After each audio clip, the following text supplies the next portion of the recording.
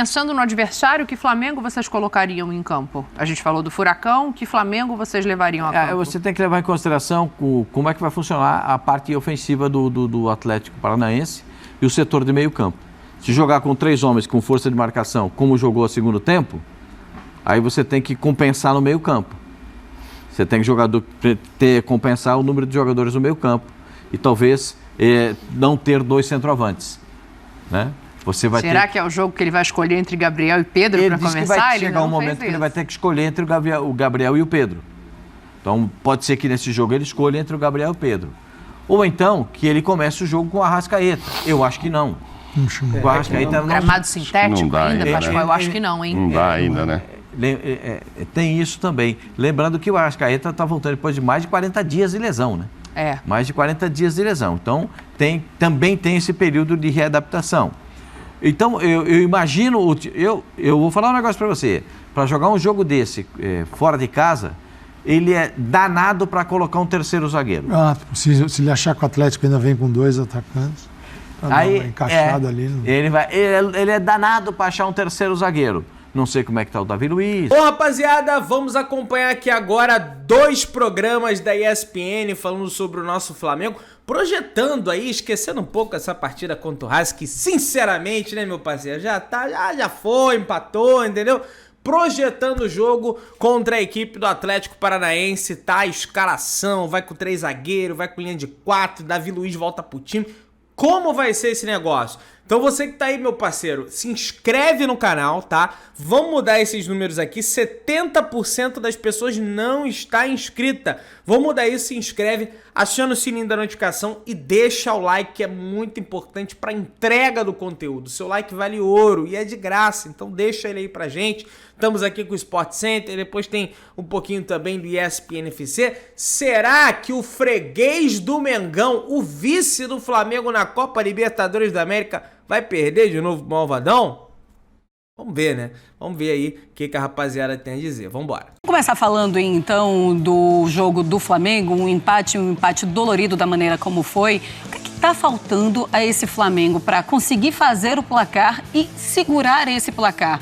Você acha que em algum momento o Flamengo relaxa, se assusta, fica nervoso? O que acontece, André? Marcela, primeiro a gente tem que lembrar, né? Foi o 5º jogo sob o comando do Jorge Sampaoli. Certo. 5 jogos. Isso praticamente não é um trabalho.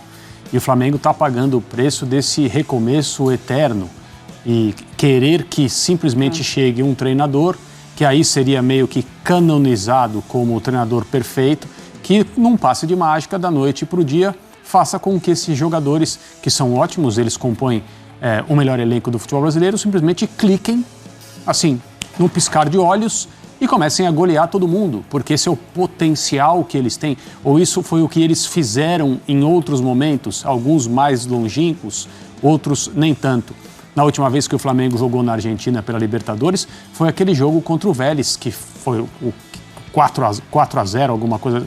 Isso, 4-0. Aí fica essa lembrança. Um espetáculo, o técnico era o Dorival Júnior, ali o time arrancou para ser campeão da Libertadores, mesmo que o desempenho tenha caído um pouco mais para frente. Então fica essa lembrança desse potencial, essa coisa que está na cabeça das pessoas. E tem motivo para estar. O problema é que, do ponto de vista do treinador e do trabalho, a coisa não funciona desse jeito.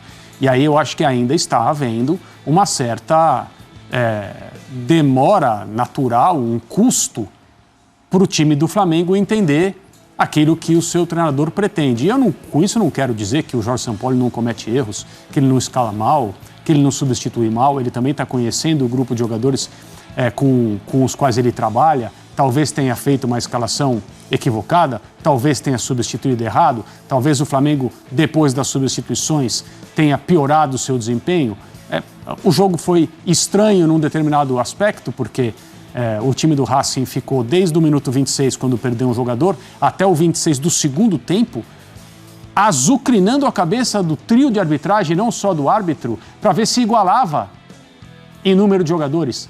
Conseguiu igualar empatou e quase ganhou. Ou seja, legal, as pessoas agora estão dizendo que é assim mesmo que um time de futebol tem de se comportar. A postura do Racing ontem foi uma postura muito ruim e muito infelizmente própria da Copa Libertadores, que assim, essa característica da pressão e da arbitragem que se torna caseira é uma característica que ainda não conseguiram tirar da Copa Libertadores. Quanto ao Flamengo, o ponto para mim principal é, nos encontros contra equipes tecnicamente bastante inferiores, foi o jogo da Libertadores no Maracanã e, obviamente, a volta no Maracanã também contra o Maringá, o Flamengo deitou e rolou, mostrou aquilo que é capaz de fazer. Nas oportunidades um pouco mais equilibradas pelo Campeonato Brasileiro e pela Copa Libertadores, até agora o time não conseguiu engatar. Mas a minha impressão é que esse momento vai chegar. Você acha que está no caminho certo? Porque agora tem o Atlético Paranaense jogando fora de casa. Gabigol detonou o gramado da Arena da Baixada, mas é lá que eles vão ter de jogar. De todo jeito, não vai ter o que fazer. Como é que você acha que o Flamengo entra contra o Atlético Paranaense jogando fora de casa? Um pouquinho mais pressionado por esse histórico, por uma sensação também de uma vitória que escapou. Embora o Racing tenha chutado uma bola na trave, podia ter feito 2-1 ali. O Flamengo também teve uma bola que raspou o travessão mais para frente, perto do final do jogo, mas a sensação, até porque o Flamengo vencia, com um homem a mais durante um bom tempo, é que essa vitória escapou.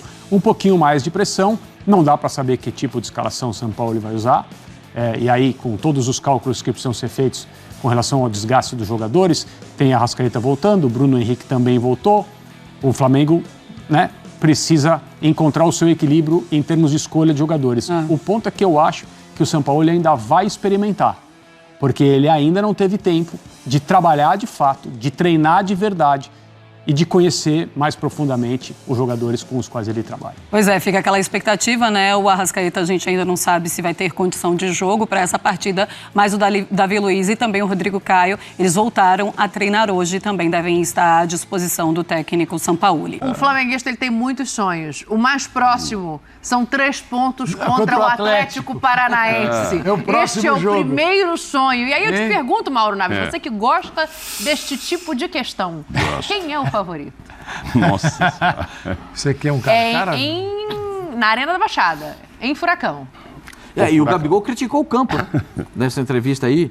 O Gabriel critica o campo. Diz que jogar na Arena da Baixada é muito difícil, que o campo é ruim. Eu acho que a gente vai. Ou ele falou que é diferente por ser um campo sintético? Não, ele falou que o campo não é bom. Não é bom. Ele não gosta de jogar lá. Então, é que ele não gostar é diferente de ser ruim, né? Mas para ele é ruim. Para ele é ruim o campo. Para ele é ruim. Eu não acho o campo da Arena da Baixada ruim, porque é sintético. Sim. Né? E nem critico o campo do Botafogo agora, o Newton Santos, com grama sintética. É uma opção. Porque aqui no Brasil os clubes e os estádios são incapazes de administrar o terreno. Tem jogo 3 vezes por semana, como é que ele vai resolver? Como é o Maracanã? Como é que aguenta? O Vasco quer jogar lá, o Flamengo quer jogar lá, o Fluminense se jogar todo mundo não aguenta. Peraí que vocês estão ajudando o Mauro Naves. Vocês estão passarinhando, vocês estão ajudando o Mauro Naves aqui a não responder a minha pergunta. Pensando na pergunta. Estou deixando vocês falarem à vontade. É democracia pura aqui. Seguinte, quem é favorito? Você vai falar de um, vai ganhar o outro, tal. Atlético Mineiro, Atlético Paranaense, tal. Eu acho que a gente vai precisar cada vez mais falar do Atlético Paranaense. A gente só cita Flamengo, começa o ano, não sei o que, Flamengo, elenco. Você olha, né? Palmeiras, Flamengo, Atlético Mineiro. E o Paranaense, eu acho que está a cada ano subindo de prateleira no futebol brasileiro. E o último confronto entre eles foi a final da Libertadores. Em que o Atlético sempre gosta de lembrar. O Atlético encontrou uma solução ali. Ele reclama muito do Pedro Henrique, que foi expulso. Porque ele marcou individualmente e ali travou o Flamengo. Não acredito que vai repetir isso aí agora nesse jogo. Até porque o Flamengo mudou demais, né? Acho que os dois ele não coloca para começar. O Pablo com o Vitor Roque. O Pablo com o Vitor Roque ali. Como começou ontem. Você acha que o Pablo e o Vitor Roque começam? Não começa. Eu acho que começa só de Vitor Roque. Eu também eu preferia jogar só na frente do Pablo. Ou seja, já era um time diferente de ontem. Do Sampaoli, também não é o de ontem, porque ele tá... Quando a Raíssa fez uma pergunta para ele, era 30 e tantos jogos sem repetir a escalação. Teve um dia desse, depois do jogo Maracanã, que a Raíssa fez essa pergunta e ele... Aí eu olhei, ele até chama ela de espiã. Ela foi olhar e ele vinha há 30 e tantos jogos, quando chegou ao Flamengo, sem mudar. Ele já fez quantos pelo Flamengo? 5. Então, se era 31, não lembro, não, 32, já estamos eu com acho que deve ser uns 34 agora, porque já tinha antes. Já tinha 30 e tantos, assim, enfim. Então, por que ele vai repetir agora o de ontem? Não, lógico que não, vai mudar também. Claro, vai olhar o adversário, é fora de casa. Ele olha muito para o adversário. Olha para o adversário. Acho que é muito difícil vencer o Atlético Paranaense lá. Pensando no adversário, que Flamengo vocês colocariam em campo? A gente falou do Furacão, que Flamengo vocês levariam a campo? Você tem que levar em consideração como é que vai funcionar a parte ofensiva do Atlético Paranaense e o setor de meio campo. Se jogar com 3 homens com força de marcação, como jogou a segundo tempo, aí você tem que compensar no meio campo. Você tem que compensar o número de jogadores no meio campo e talvez não ter 2 centroavantes, né? Será que é o jogo que ele vai escolher entre Gabriel e Pedro para começar? Que vai chegar um momento que ele vai ter que escolher entre o Gabriel e o Pedro. Então, pode ser que nesse jogo ele escolha entre o Gabriel e o Pedro. Ou então, que ele comece o jogo com o Arrascaeta. Eu acho que não. O Arrascaeta não. Gramado sintético ainda, Pascoal? Eu acho que não, hein? Não dá ainda, né? Tem isso também. Lembrando que o Arrascaeta está voltando depois de mais de 40 dias de lesão, né? Mais de 40 dias de lesão. Então, também tem esse período de readaptação. Então, eu imagino... Eu vou falar um negócio para você. Para jogar um jogo desse fora de casa, ele é danado para colocar um terceiro zagueiro. Se ele achar que o Atlético ainda vem com 2 atacantes, encaixado ali. Ele é danado para achar um terceiro zagueiro. Não sei como é que está o Davi Luiz. Treinaram hoje, mas acho que muito cedo ainda. O Rodrigo e o Davi Luiz treinaram hoje. Estão voltando ao campo. Acho que não estão muito nessa lista ainda aí. Pode ir para o banco e tal, mas para sair jogando acho mais complicado. Esse terceiro também ele pode compensar, assim, ele pode jogar com o Pulgar. Pode botar o Pulgar. Jogar com o trio no meio de campo. Segurar um pouco mais o Pulgar. Ontem ele soltou um pouco mais o Pulgar, botou o Thiago de cabeça de área. Mas eu vou repetir, o Thiago não está jogando bem.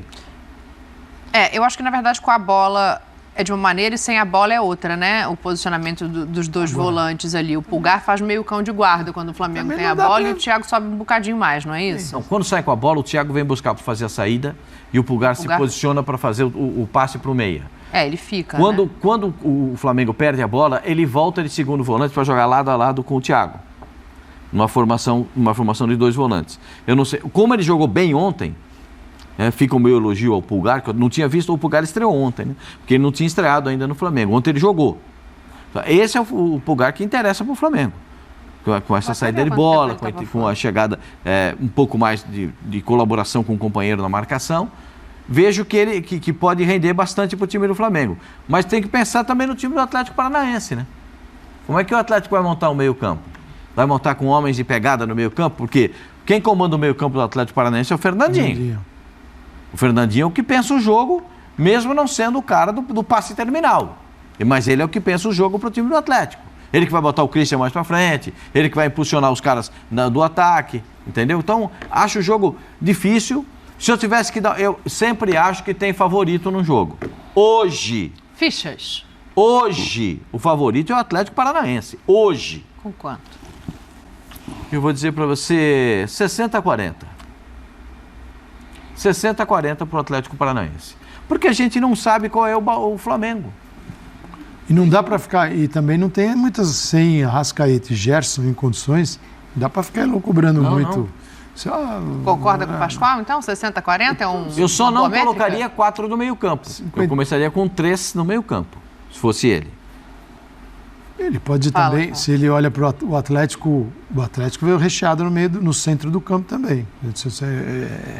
O que vem do outro lado? Vou rechear aqui também, vou povoar, vou ter um escape, vai ser um Flamengo que ele vai buscar velocidade. Vou ter que botar o Cebolinha para explorar o contra-ataque. Né? Que também, se a gente fizer uma lista aqui, também não está brilhando. Quem está brilhando?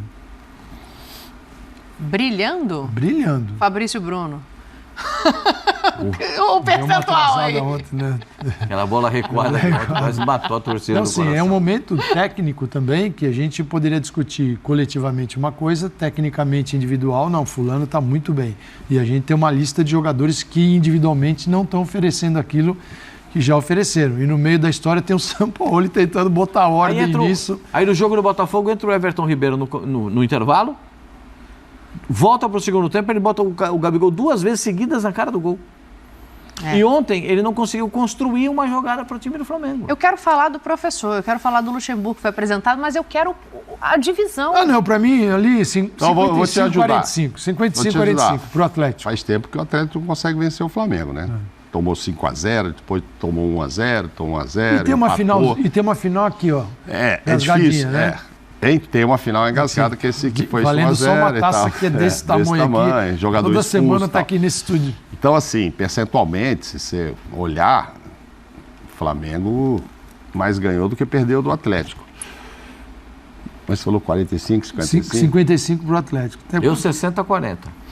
Eu vou com você, Calçade, para a gente falar do professor Luxemburgo. Que quase uma mureta aqui no 55-45. Não, sobre Fortaleza e Luxemburgo, a gente só vai falar no programa de segunda. Hoje ele não precisa ir, né? Não. A gente vai falar. Não, tá, para dividir ficha não precisa, mas falaremos de Fortaleza e de Corinthians aqui. Eu queria só registrar esse momento. Você, 3 comentaristas deram favoritismo ao Atlético Paranaense. Pequeno, né? E você? Pequeno, né? Eu não quero falar sobre isso. Mas estou ressaltando que faz tempo que não perde. Desde abril, acho que do ano passado e tal, que o Flamengo não perde. Rapaziada. Cara, vai barrar o Pedro, vai barrar... Eu acho, já avisei isso aqui pra vocês, se os companheiros aí estiverem certos, realmente eu concordo. Se tiver que barrar alguém, ele vai barrar o Pedro. Porque ele já mostrou, e ontem de novo, que entre Pedro e Gabigol, ele prefere o Gabigol. Por quê? Ele prefere ter um jogador mais móvel ali na frente. Que circule e não fique paradão, de centroavantão mesmo, igual o Pedro. E também acho que ele vai voltar aos 3 zagueiros. Sobretudo pela situação do Wesley.